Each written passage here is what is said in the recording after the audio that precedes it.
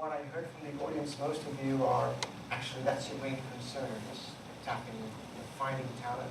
I heard a few people talking about leadership, so I hope it resonates with most of you.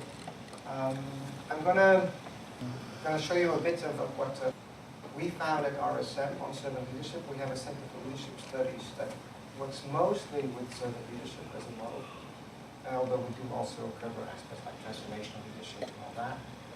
And it's a result of my own PhD dissertation that I've been doing part-time for the last 4 years. I finished recently on that.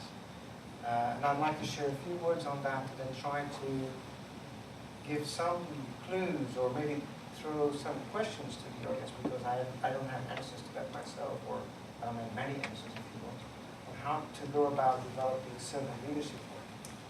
Some of you might know servant leadership, some of you might not know so much about servant leadership. It is not a revolutionary concept.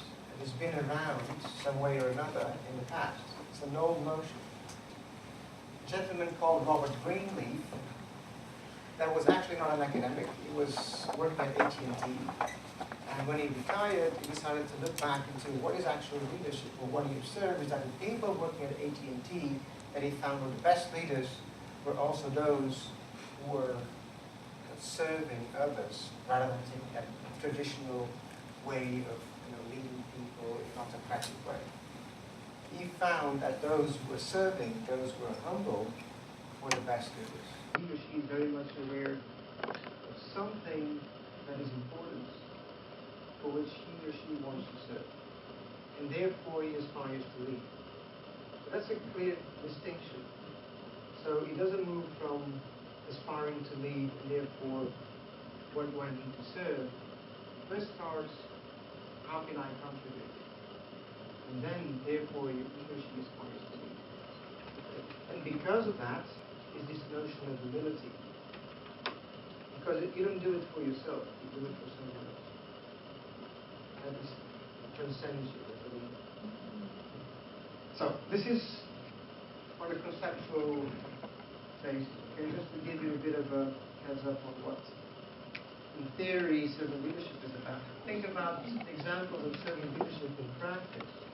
There are not that many that we know of, because that's exactly the old thing about a servant leader.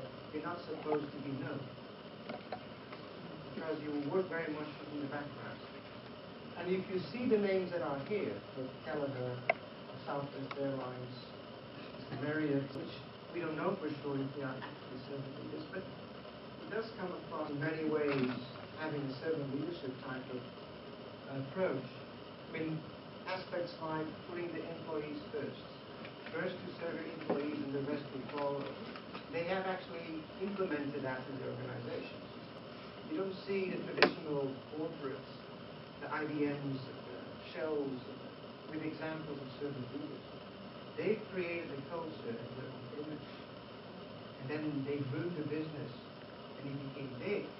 They were in charge of the process all the way from the very start, from the PowerPoint, from the time they had the PowerPoint, until implementing the business, growing the business, and they were able to propagate the message throughout the organization. So the question becomes, how do you go about that in a traditional corporation?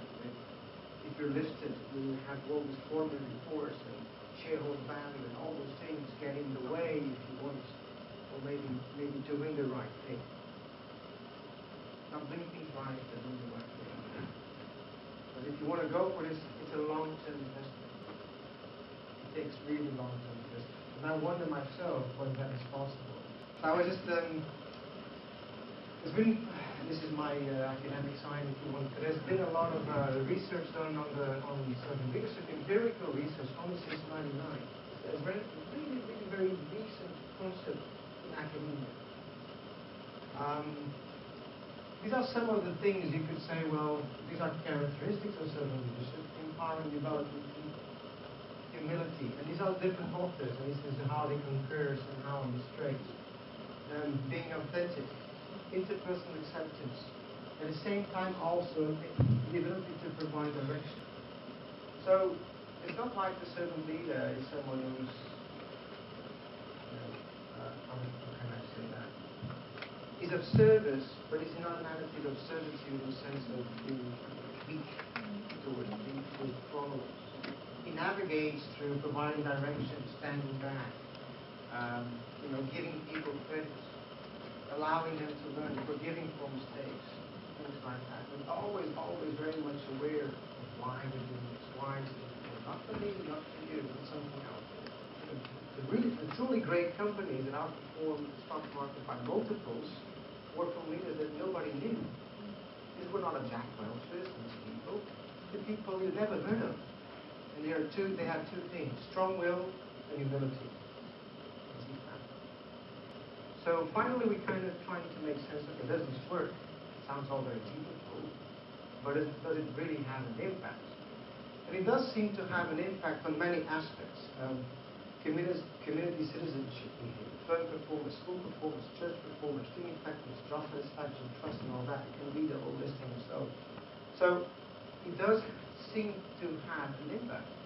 And of course we're not saying that everyone in organizations you can find certain leaders, but if you have certain traits that come close to this notion of servant leadership, it does seem to have an impact. So in this, I went to do some research myself, and empirical research. So it's all statistical stuff. I'll spare you on the details. But there were 4 studies I conducted. The first one was trying to understand whether shared servant leadership, so moving away from that notion of an hierarchical relationship, could this work in the context of 2 large organizations being merged? Study 3 was about how does this notion of servant leadership change as you move up and down the hierarchy in the organization. And I was particularly interested in how this aspect of humility interacts with those traditional aspects of leadership, which is about getting results, about accountability, about providing direction. Because this is a model where you integrate both leadership effectiveness and virtues of leadership. And this is rather recent, this notion of integrating ethics and moral values into leadership came across more in the 70s and the 80s when we got reinforced with the corporate scandals that we got. So something is going wrong here. These leaders are highly effective because they turn around organizations, they get shareholder value, and still, for the employees, something is missing. This is when ethics and values become missing. So that was the 3rd study, and the 4th study was about how do people perceive servant leaders. I was actually interested in understanding, so you as a follower, how do you perceive your leader, and how do you perceive yourself as a leader? And what is, how does that relate to each other? Conclusions. Yes, we found in the first study that within the team, if people show servant leadership behaviors towards each other, where there is no formal leader, it does affect team performance. And it does that mainly through what we call team behavioral integration, in terms of collective behavior, joint decision-making, and information exchange. In particular, information exchange in this case. This was a student sample, actually 2 student samples of about 500 people. So we need to be also cautious in the conclusions we can take with the business context. But still, the findings were quite significant, that we saw that if you have teams where there's shared servant leadership, the higher that is, the better the team performs. So we're talking about objective performance, not just perceived performance, right?